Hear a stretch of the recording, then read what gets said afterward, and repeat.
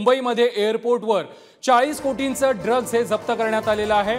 DRIनं ही मोठी कारवाई केलेली आहे। 40 कोटींच्या ड्रग्जसह परदेशी महिलेला देखील अटक करण्यात आलेला आहे। मुंबईतून ही अत्यंत महत्त्वाची बातमी आहे। मुंबई एअरपोर्टवर 40 कोटींचं ड्रग्ज हे जप्त केलेलं आहे।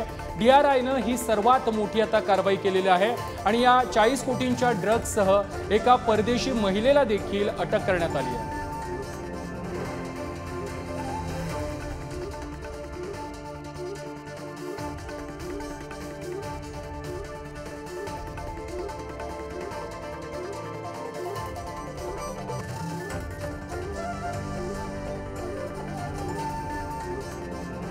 मुंबईमधून एक अत्यंत महत्त्वाची बातमी येते। मुंबई एअरपोर्टवर 40 कोटींचं ड्रग्ज हे जप्त करण्यात आलेलं आहे।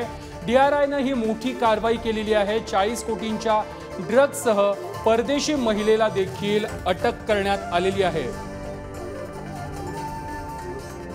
परदेशातून आणलं जाणारं 40 कोटींचं ड्रग्ज हे मुंबई विमानतळावरती आता जप्त करण्यात आलेलं आहे। मुंबईतून ही अत्यंत महत्त्वाची बातमी आहे। मुंबई एअरपोर्टवर 40 कोटींचं ड्रग्ज हे जप्त करण्यात आलेलं आहे। DRIनं ही सर्वात मोठी कारवाई केलेली आहे। 40 कोटींच्या या ड्रग्जसह परदेशी महिलेला देखील अटक करण्यात आलेली आहे। मुंबई विमानतळावर ड्रग्जची तस्करी करणाऱ्या एका महिलेला अटक करण्यात आलेली आहे आणि तिच्याकडून 40 कोटींचं ड्रग्ज हे जप्त करण्यात आलेलं आहे।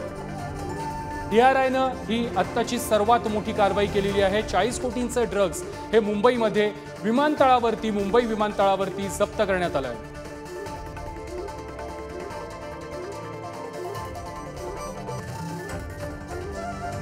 मुंबई एअरपोर्टवर 40 कोटींचं ड्रग्ज जप्त करण्यात आलेलं आहे। DRIनं ही सर्वात मोठी कारवाई केलेली आहे। मुंबई विमानतळावर ड्रग्जची तस्करी करणाऱ्या एका परदेशी महिलेला देखील अटक करण्यात आलेली आहे आणि तिच्याकडून 40 कोटींचं ड्रग्ज हे जप्त करण्यात आले आहे। या संदर्भात अधिक माहिती देत आहेत आमचे प्रतिनिधी रिद्देश। मुंबई विमानतळावरती ही सर्वात मोठी कारवाई करण्यात आलेली आहे। 40 कोटींचं ड्रग्ज जप्त करण्यात आलेलं आहे। काय अधिकचा तपशील आहे या संदर्भात? नक्कीच DRIची मोठी कारवाई 40 कोटीचा ड्रग्ज आहे एका परदेशी महिलेला अटक करण्यात आहे। DRIकडून मिळालेल्या माहितीनुसार एक 21 वर्षीय थाई नागरिक ही कोकेनची तस्करी केल्याप्रकरणी तिला ही अटक करण्यात आली आहे। आधीच बाबूहून मुंबई विमानतळावर पोहोचल्यानंतर एका परदेशी महिलेला अटक करण्यात आली।